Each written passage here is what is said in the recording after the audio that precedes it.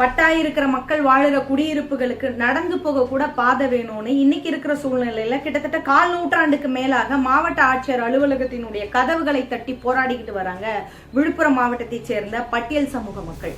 விழுப்புரம் மாவட்டம் திண்டிவனத்து பக்கத்துல இருக்கக்கூடிய ஏப்பாக்கம்னு ஒரு கிராமம் இருக்கு. இந்த கிராமத்தை சேர்ந்த பட்டியல் சமூக மக்கள் எங்களுக்கு ரோடு போட்டு கொடுக்கிற வரைக்கும் இங்க இருந்து நாங்க போக மாட்டோம்னு சொல்லி திண்டிவனம் வட்டாட்சியர் அலுவலகத்துல சார் ஆட்சியர் அலுவலகத்தின் முன்னாடி மே 5ஆம் தேதி காத்திருப்பு போராட்டத்துல ஈடுபட்டு இருக்கிறாங்க.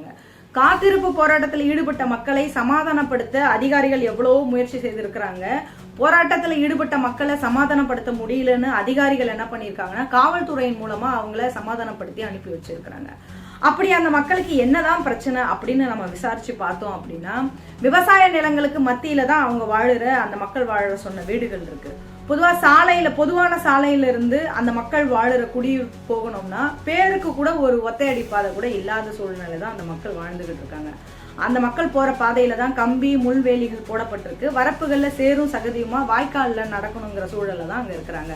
அங்க இருக்கிற வீடுகள் கல்வீடுகள் தான். ஆனா எல்லாமே அரைகுறையான பாதியான வீடு தான் கட்டி இருக்கிறாங்க. இதுல என்னன்னா ஒரு சில வீடுகளுக்கு கதவுகளே இல்லை. அப்படிப்பட்ட வீடுகள்ல தான் அந்த மக்கள் பரிதாபமா வாழ்ந்துகிட்டு இருக்கிறாங்க. மொத்தமா 15 குடும்பங்கள் இருக்கு. தலைமுறையா அந்த மக்கள் அங்கதான் வாழ்ந்துகிட்டு வராங்க. 1990ல அந்த மக்களுக்கு பட்டா கொடுத்துருக்காங்க. அப்போ ரோடு போட்டு தர்றோம்னு சொன்ன அதிகாரிகள் அதுக்கப்புறமா அவங்களுடைய ஆபீஸ்க்கு அந்த மக்கள் போய் கேட்டா அந்த மக்களை விரட்டி அடிச்சிருக்கிறாங்க. சுத்தி விவசாய நிலம் தான் இருக்கு. அந்த மக்கள் வாழ்ற வீடுக்கு பக்கத்துல விவசாய நிலம், சைக்கிள்ல கூட தள்ளிக்கிட்டு போக முடியாத அளவுக்கு தான் அந்த பகுதிக்கு போக முடியும். அப்போ கடந்த ஏப்ரல் மாசத்துல திடீர்னு நெஞ்சு வலி வந்து மயங்கி விழுந்த ஒரு பெரியவரை கட்டில்ல படுக்க வச்சுதான் மருத்துவமனைக்கு கூட்டிட்டு போயிருக்கிறாங்க.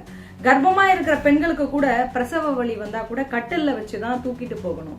பட்டா கொடுத்து ஏறத்தாழ ஒரு 35 வருஷம் ஆகியிருக்கு. ஆனா இன்னும் கூட இந்த அரசாங்கங்கள் அந்த மக்களுக்கு ரோடு போட்டு தராம அழக்கழிச்சு இருக்குது.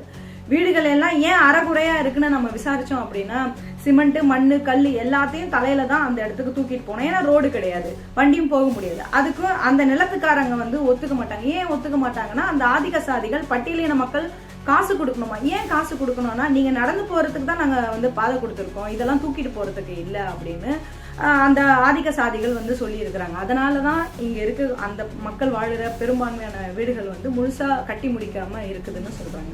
நடந்து வர்ற வரப்புலையும் வாய்க்கால்லையும் பாம்புங்க படுத்துக்கிட்டு கிடக்கும். பகல்ல பார்த்து போயிடுவாங்க. ஆனா வேலைக்கு போயிட்டு இரவுல வர்றவங்க என்ன பண்ணுவாங்க அப்படின்னு நம்ம யோசிக்கணும்.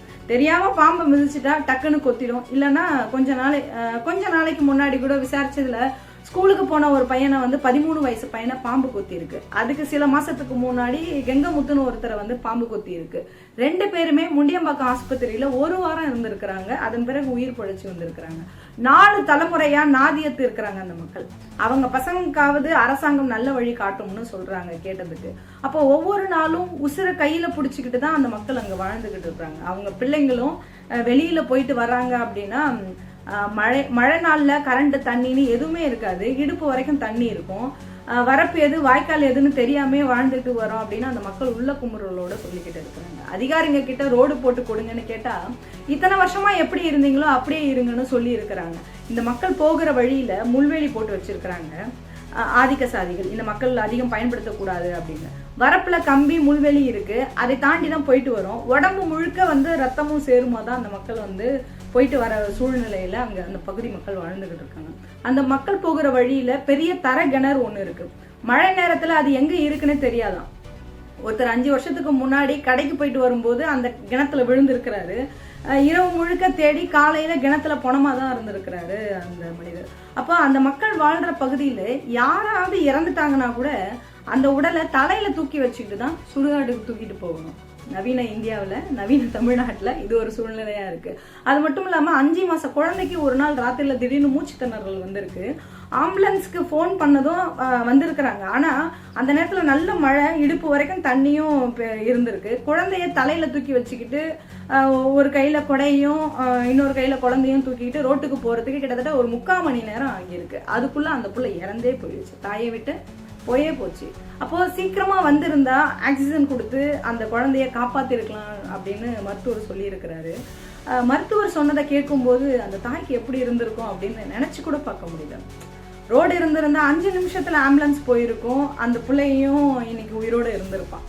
பச்சை பிள்ளைய வாரி கொடுத்துட்டு நிக்குது அந்த தாயினுடைய வழியை யாராலும் உணர முடியாது. நடக்க வழி இல்லாதனால பெண் பிள்ளைங்களை சவுக்கு தோப்பு வழியா தான் கூட்டிட்டு போயிட்டு வராங்க. அப்போ சுத்தி இருக்கிற நிலத்துல அந்த மக்கள் வேலை செஞ்சாதான் அந்த வரப்புல கூட அவங்கள நடக்க விடுறாங்க. அப்ப இல்லைன்னா அவங்கள நடக்க விட மாட்டாங்க. அப்போ அரசாங்கம் அவங்களுக்கு ரோடு போட்டு தரலைன்னா ஒட்டுமொத்தமா அவங்க எல்லோரும் தற்கொலை பண்ணிக்கிட்டு தான் சாகணும்னு அங்க வாழ்ற மக்கள் சொல்றாங்க. எங்க வாழ்க்கை தான் சேத்துல முடிஞ்சிருச்சு, எங்களுடைய பிள்ளைங்களுடைய வாழ்க்கையாவது ரோட்ல நடக்கணும் அப்படின்னு நடக்கிறதுக்கு ரோடு கேட்டு இன்னைக்கும் பரிதவிச்சுக்கிட்டு இருக்காங்க அந்த மக்கள். இப்படி இந்த மக்கள் 4 தலைமுறையா சாலை வசதியும் தெருவிளக்குகளும் கேட்டுட்டு போராடிக்கிட்டு வராங்க. அப்படி எந்த அதிகாரியும் ஏன் எட்டி பார்க்கல? ஏன்னா இவங்க பட்டியல் சமூகம் தானேங்கிற அலட்சியம். கிட்டத்தட்ட 15-20 குடும்பத்துக்காக ரோடு போட்டு கொடுக்கணுமாங்கிற அதிகார திமிரு. அதனாலதான் ஆட்சியர் அலுவலகத்துல காத்திருப்பு போராட்டத்தை நடத்தி இருக்கிறாங்க. இப்படி ஒரு பிரச்சனை இருக்குன்னு விழுப்புரம் மாவட்ட ஆட்சியர் திரு ஷேக் அப்துல் ரஹ்மான் அவர்களிடம் பத்திரிகையாளர்கள் கேட்டதற்கு, இந்த விஷயமே மக்கள் போராடின பிறகுதான் என்னுடைய கவனத்திற்கு வந்திருக்கு. அந்த மக்கள் எல்லோருக்கும் பட்டா இருக்கிறதுனால வேற இடத்துல நிலம் வழங்குறதுல சிக்கல் இருக்கு. பட்டா இருக்கிற மக்களுக்கு வேற இடத்துல நிலம் கொடுக்கறதுல சிக்கல் இருக்கு.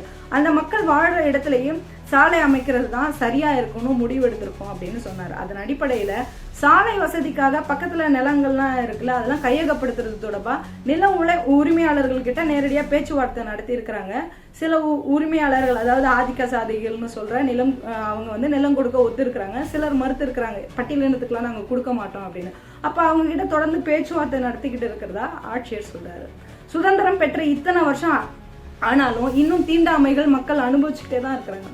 சமூகத்துல நடக்கிற இது போன்ற பிரச்சனைகளை போராட்டத்தின் வடிவமா கொண்டு போக வேண்டிய அமைப்புகளும் ஆளுகின்ற அரசுக்கும் அதிகாரிகளுக்கும் அடிபணிஞ்சுக்கிட்டு சலாம் போட்டுக்கிட்டு இருக்கிறாங்க. இன்னும் கூட சிலர் என்ன சொல்றாங்க அப்படின்னா, இந்த சமூகத்துல இல்லாத சாதியை ஒண்ணு ஏன் தூக்கி சுமக்குறீங்க, ஏன் சொல்லிக்கிட்டே இருக்கிறீங்க அப்படின்னு கேக்குறாங்க.